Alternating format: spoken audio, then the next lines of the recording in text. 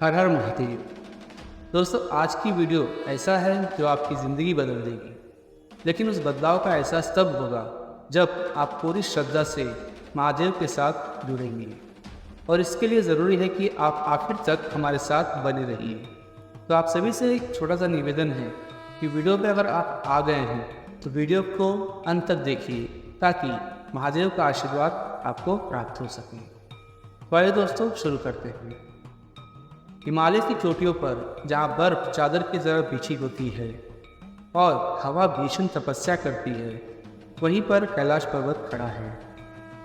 उसकी चोटी पर जहाँ से तीनों लोग दिखते हैं, वहीं रहते हैं महादेव, नीलकंठ, त्रिलोचन, आदिदेव।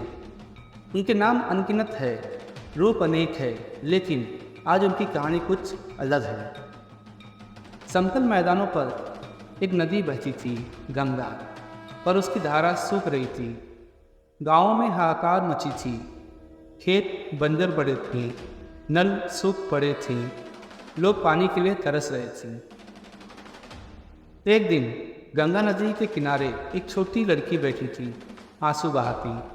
उसका नाम माया था और गांव की मुखिया की बेटी। महादेव ने उसे दुखी देखा, उनके दिल में करुणा उमड़ी। एक अदृश्य रूप में महादेव माया के पास आए। उन्होंने पूछा, बच्ची क्यों रो रही हो?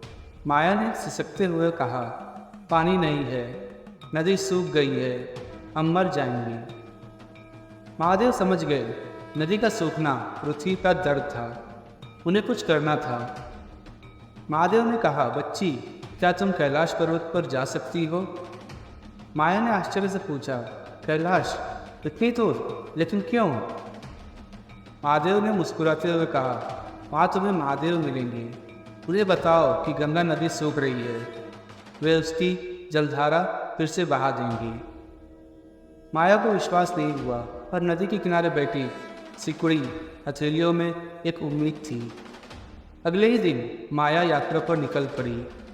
पहाड़ों को चीरती हवा, चट्टानों पर बरसती बर्फ, जंगली जानवरों का खतरा, हर एक कदम पर एक चुनौती थी।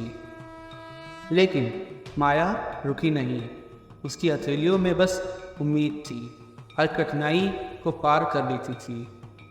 हफ्तों बाद माया कैलाश पर्वत की चोटी तक पहुंची। वहां बर्फीले तूफान में खड़े थे महादेव। माया ने उनके चरणों में शीश नवाया। उनके नेत्रों में माया ने करुणा की झलक देखी। हकलाते हुए माया ने अपनी कहानी सुनाई, गंगा नदी के सूखने का दुख, पृथ्वी की प्यास की पीड़ा। महादेव ने माया की आंखों में देखा, उन आंखों में विश्वास, भक्ति और झिलमिलाती रही एक दुख को देखा। महादेव ने धीरे से कहा, बच्ची, गंगा को सिर्फ पानी की जरूरत नहीं, प्रार्थना की भी जरूरत है। उसे लोगों का विश्वास चाहिए। माया समझ गई, वो वापस चली, गांव गांव घूमती। उसने लोगों को गंगा के लिए प्रार्थना करने के लिए प्रेरित किया। हर सुबह नदी के किनारे लोग इकट्ठा होते, वे जल देवता को मनाते, गंगा नदी के लिए प्रार्थना करते। कुछ दिनों बाद एक चमत्कार हुआ।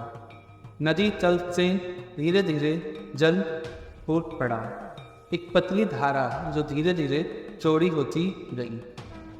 गंगा जी फिर बहने लगी खेतों में।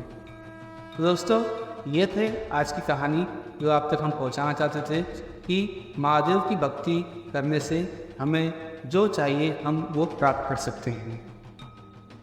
दोस्तों, आप सभी ने अंत तक वीडियो देखी, इसके लिए आपका हृदय से आभार।